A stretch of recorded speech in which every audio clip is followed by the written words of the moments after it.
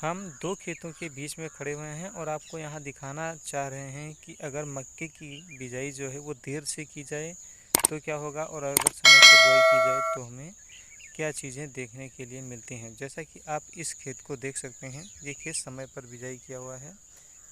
और वहीं हम बगल में ये खेत देखते हैं, इसमें भी जीर आ गई है, लेकिन ये देर से बुआई किया गया है। लगभग 15 से 20 दिन इसमें देर हो चुकी है। तो इसमें क्या डिफरेंसेस हैं, क्या कुछ नुकसान हैं, यही मैं आपको बताना चाहूँगा। और इसके क्या उपाय हैं जो आप कर सकते हैं कि अगर देर हो जाती है तो हमें किन चीज़ों की बुआई करके इसकी रिकवरी की जा सकती है, तो आपको मक्के में पैसा नहीं लगाना है, ये चीज़ें मैं बताऊँगा। तो चलिए वीडियो को शुरू करते हैं। अब जैसा कि आप इस पौधे को देख सकते हैं, ये बिल्कुल समय पर बुआई किया गया था। तो इसके पौधे की आप हाइट देख लीजिए, मतलब इतनी ऊंचाई तक पौधा गया है। अगर मैं इसमें घुस जाऊं तो इसमें मैं नहीं दिखाई पड़ूंगा, इतना ऊंचा ये पौधा है। और इसकी बालियां जो आई हैं उन्हें आप देख सकते हैं, कितनी मोटी मोटी बालियां आई हुई हैं। जबकि इसमें स्टॉक रॉट की कुछ समस्या भी दिख रही है, जो कि यहाँ तक आप देख सकते हैं कि भुट्टे तक पहुँच गई है। फिर भी बालियां काफ़ी अच्छी आई हैं। कीड़े की भी समस्या थी, कुछ ना कुछ दिखाई दे रही हैं, ये कुछ ना कुछ कीड़े की समस्या भी है, तो वो बातें अलग है। लेकिन जो भुट्टा आया है वो देखो कितना अच्छा दाने में निकल कर के आ रहा है। काफ़ी अच्छे दानों की फिटिंग हुई है, दाने काफ़ी बड़े हैं और बालियां भी काफ़ी अच्छी खासी मोटी आ रही हैं। ये तो है समय पर बुआई करने का नतीजा, जो हमने समय पर बुआई की है। वहीं बगल में अगर हम इस पौधे को देखते हैं तो इसके समय में ही साथ ही में एक बुआई की गई थी, जो कि ख़राब हो गई इनकी मक्का, क्योंकि उस समय नमी नहीं थी और ये सिंचाई भी नहीं कर पाए।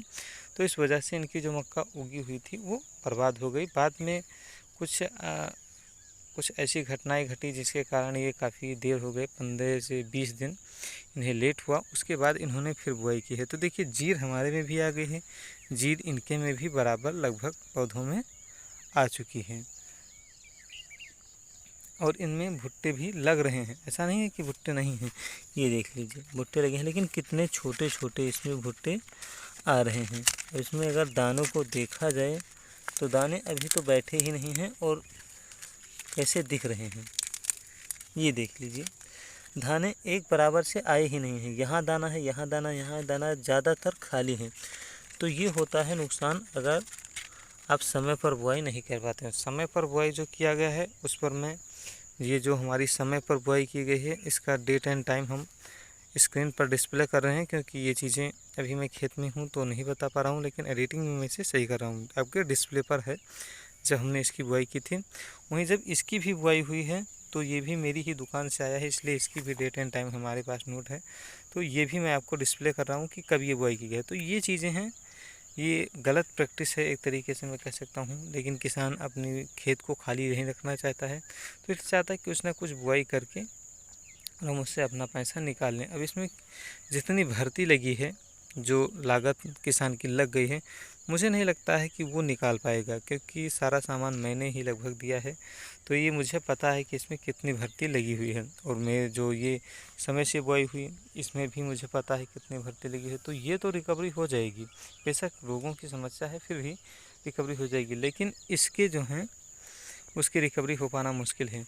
अगर इसके इस वाली फसल को देखा जाए तो इसमें चारे भी काफ़ी ज़्यादा निकलेंगे, तो चारे बेच करके भी पैसे निकाले जा सकते हैं। लेकिन इसमें चारों की समस्या भी बहुत विकराल है, क्योंकि पौधे ही बहुत ज़्यादा छोटे हैं तो ज़्यादा चारा भी नहीं निकलेगा।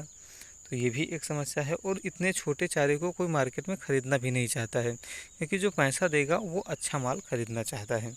तो ये चीज़ें हैं। आपको जब लगता हो कि 15-20 दिन हम लेट हो गए हैं, तो ऐसे में मुझे लगता है कि आपको मक्के की बुआई नहीं करनी चाहिए। इसके लिए कुछ चीज़ें हैं, जैसे कि ये सितंबर में ही आप देख सकते हैं, तो सितंबर या लास्ट अगस्त में ही अगर देर हो चुकी है तो आप बुआई कर रहे हैं, तो वहाँ पर आप एक काम कीजिए कि मक्के की बुआई की जगह पर आप पालक पत्ता मूली आती है उसकी बुआई कर सकते हैं। थोड़ा मेहनत पड़ेगा, क्योंकि आपको मंडी ले जा करके बेचना होगा। और मूली पड़ने का इंतज़ार मत कीजिए, उसे साग में ही बेच दीजिए, जिससे आपसे काफ़ी अच्छा मुनाफा मिल जाएगा। दूसरा, अगर आप पालक पत्ता मूली नहीं लगाना चाहते हैं तो सरसों